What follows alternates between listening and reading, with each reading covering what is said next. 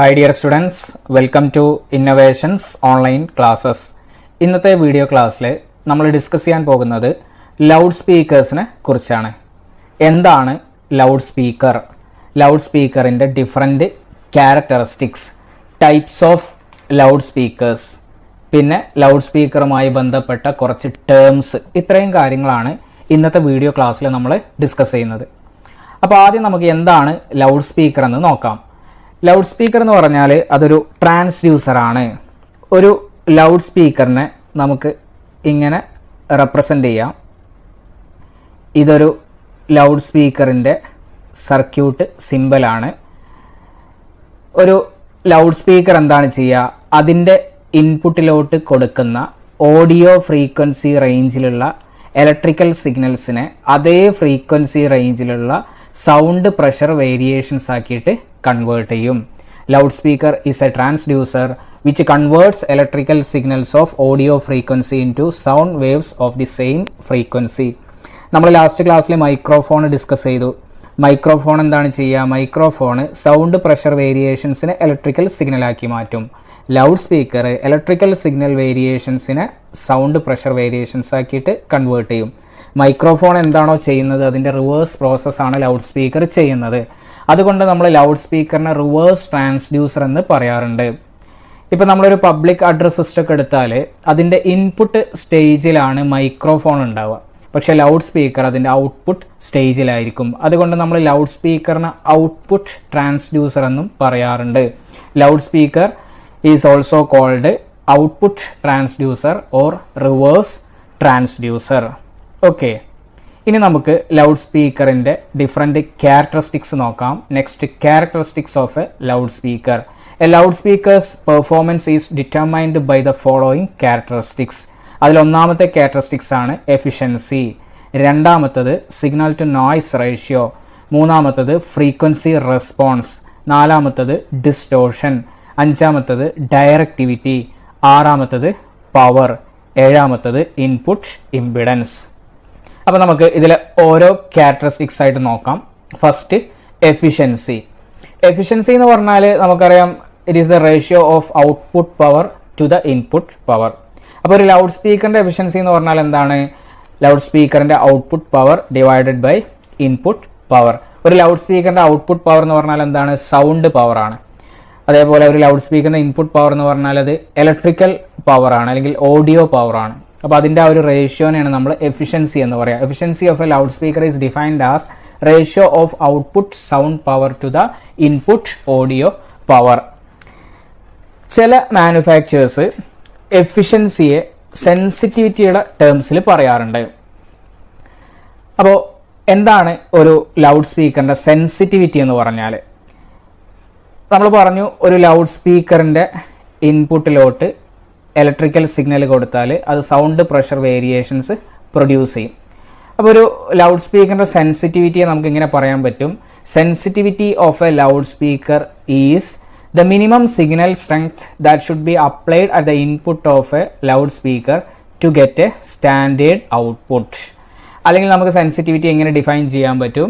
Sensitivity is defined as input signal required to give a sound pressure of 0.1 Pascal or 1 microbar at a distance of 1 meter from the loudspeaker. At a distance of 1 meter from the loudspeaker.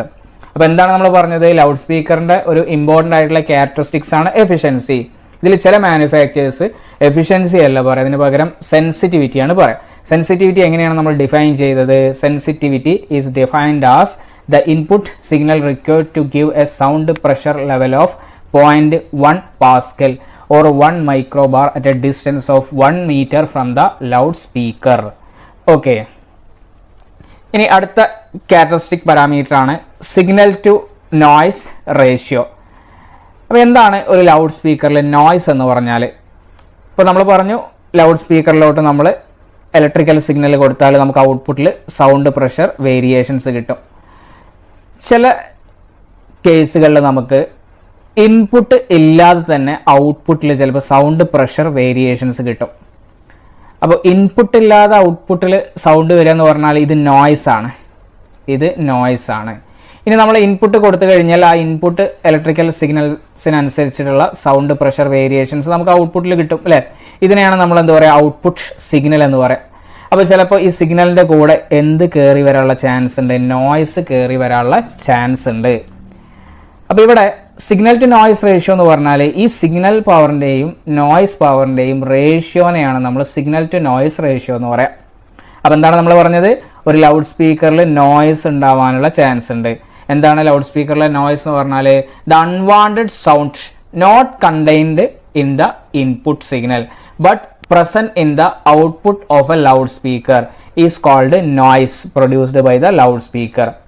അപ്പോൾ ഇങ്ങനെയുള്ള നോയ്സുകൾ സിഗ്നലിൻ്റെ കൂടെ mix ആയി കഴിഞ്ഞാൽ അല്ലേ നമ്മൾ പറയും output എന്താണ്? Output perfect അല്ല, കാരണം അതിൽ നോയ്സ് ഉണ്ട്. അപ്പോൾ സിഗ്നൽ ടു നോയ്സ് റേഷ്യോ എന്ന് പറഞ്ഞാൽ ഇത്രയേ ഉള്ളൂ. It is the ratio of signal to noise റേഷ്യോനെ നമ്മൾ S/N അല്ലെങ്കിൽ SNR എന്ന് പറയും. Is defined as the ratio of sound output in the presence of input signal. അതാണ് നമ്മൾ ഔട്ട്പുട്ട് സിഗ്നൽ എന്ന് പറഞ്ഞത്.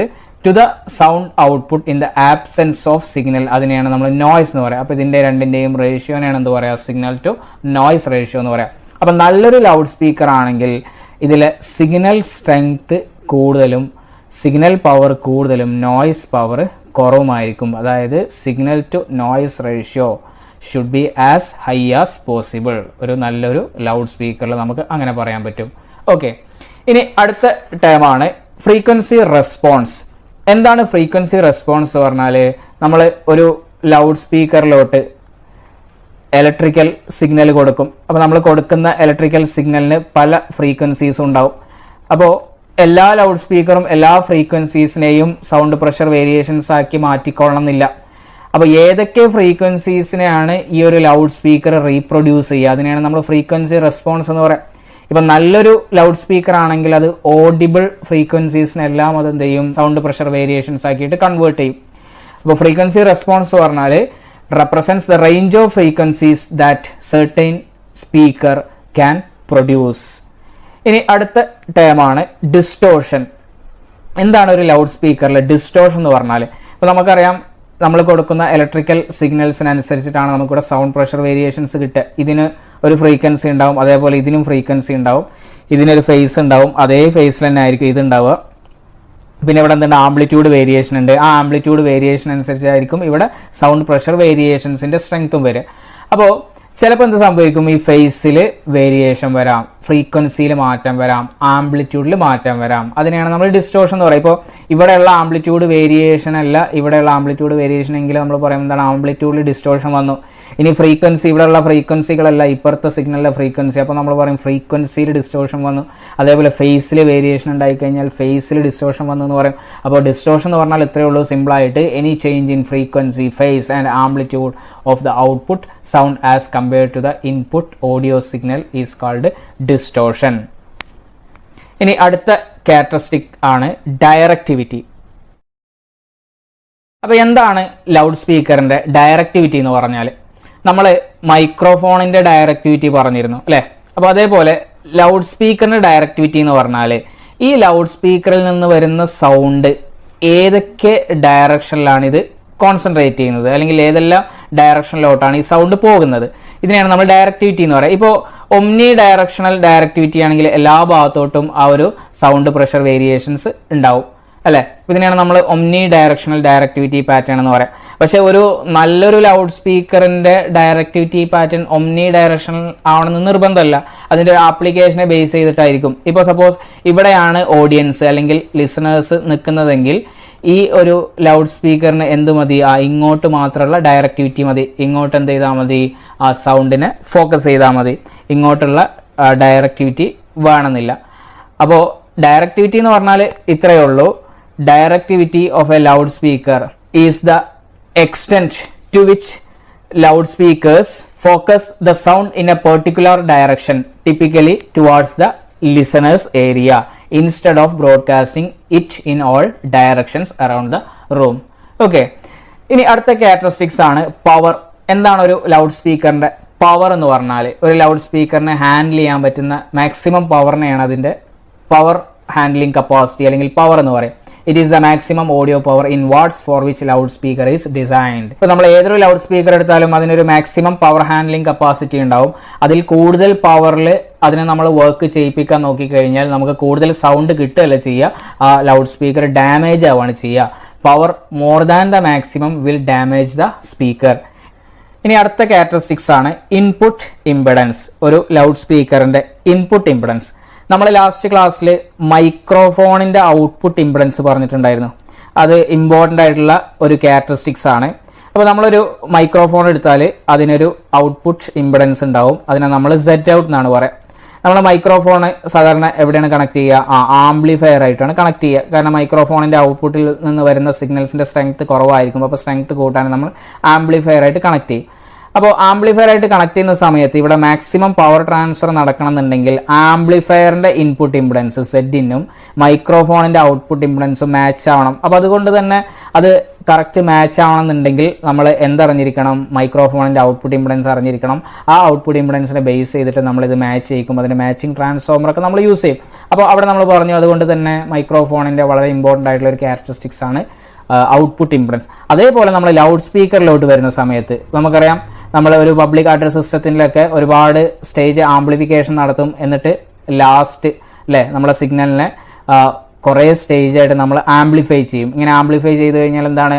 ആദ്യം ചെറിയ സിഗ്നലായിരിക്കും, പിന്നെ അതിൻ്റെ സ്ട്രെങ്ത് കൂടും, പിന്നെ വീണ്ടും അതിൻ്റെ സ്ട്രെങ്ത് കൂടും. അങ്ങനെ നമുക്ക് നല്ലൊരു സ്ട്രെങ്ത്തുള്ള സിഗ്നലാണ് അവസാനം കിട്ടുക. അതാണ് നമ്മൾ എങ്ങോട്ട് കണക്ട് ചെയ്യുന്നത്? ലൗഡ് സ്പീക്കറിലോട്ട് കണക്ട് ചെയ്യുന്നത്. അപ്പോൾ ഇവിടെ മാക്സിമം പവർ ട്രാൻസ്ഫർ തിയറി പ്രകാരം മാക്സിമം പവർ ട്രാൻസ്ഫർ ഇവിടെ നിന്ന് ആംപ്ലിഫയറിൽ നിന്ന് ലൗഡ് സ്പീക്കറിലോട്ട് പോകണമെന്നുണ്ടെങ്കിൽ ഇവിടുത്തെ ഇംപെഡൻസ് മാച്ച് ആവണം. ഏതൊക്കെ ഇംപെഡൻസ് ആണ്? ആംപ്ലിഫയറിൻ്റെ ഔട്ട്പുട്ട് ഇംപെഡൻസും ലൗഡ് സ്പീക്കറിൻ്റെ ഇൻപുട്ട് ഇംപെഡൻസും അങ്ങനെ മാച്ചായാൽ മാത്രമേ മാക്സിമം പവർ ട്രാൻസ്ഫർ നടക്കുള്ളൂ. അപ്പോൾ അതുകൊണ്ട് തന്നെ ഒരു ലൗഡ് സ്പീക്കറിൻ്റെ ഇൻപുട്ട് ഇംപെഡൻസ് വളരെ ഇമ്പോർട്ടൻ്റ് ആയിട്ടുള്ള ഒരു ക്യാരക്ടറിസ്റ്റിക്സ് ആണ്. കാരണം അത് അറിഞ്ഞു കഴിഞ്ഞാൽ നമുക്ക് എത്രയാണ് ഇൻപുട്ട് ഇംപെഡൻസ്, അതിനനുസരിച്ച് ഔട്ട്പുട്ട് ഇംപെഡൻസുള്ള ആംപ്ലിഫയർ ഡിസൈൻ ചെയ്യാനും അല്ലെങ്കിൽ അതിനനുസരിച്ചുള്ള മാച്ചിങ് ട്രാൻസ്ഫോമർ യൂസ് ചെയ്യാനും പറ്റുള്ളൂ. ഓക്കെ, നമ്മൾ മൈക്രോഫോണിൽ പറഞ്ഞിരുന്നു, മൈക്രോഫോണിൻ്റെ ഔട്ട്പുട്ട് ഇംപെഡൻസ് പറഞ്ഞാൽ ലോ ആണ്, അത് ഓം റേഞ്ചിലാണ് ഉണ്ടാവുക. അതേപോലെ ലൗഡ് സ്പീക്കറിൻ്റെ ഇൻപുട്ട് ഇംപെഡൻസ് പറഞ്ഞാൽ ലോ ആണ്, അത് അതിൻ്റെ വാല്യൂ ഓം റേഞ്ചിലാണ് ഉണ്ടാവുക. അപ്പോൾ എന്തൊക്കെയാണ് നമ്മൾ പറഞ്ഞത്? The input impedance of loudspeaker is represented in ohms and it is an important parameter as its matching with the impedance of source amplifier is necessary for the optimum efficiency or maximum power transfer. Okay, അപ്പോൾ ഇത്രയാണ് ഒരു loud സ്പീക്കറിൻ്റെ important ആയിട്ടുള്ള characteristics. ഇനി നമുക്ക് discuss ചെയ്യാനുള്ളത് different types of loud speakers ആണ്. Next, types of loud speakers. നമുക്ക് 4 ടൈപ്പ് ലൗഡ് സ്പീക്കറാണ് ഡിസ്കസ് ചെയ്യാനുള്ളത്. 1 moving coil cone type loud speaker, 2 electrodynamic loud speaker, 3 horn type loud speaker, 4 electrostatic loud speaker. അപ്പോൾ നമുക്ക് ഓരോ loud സ്പീക്കേഴ്സായിട്ട് നോക്കാം.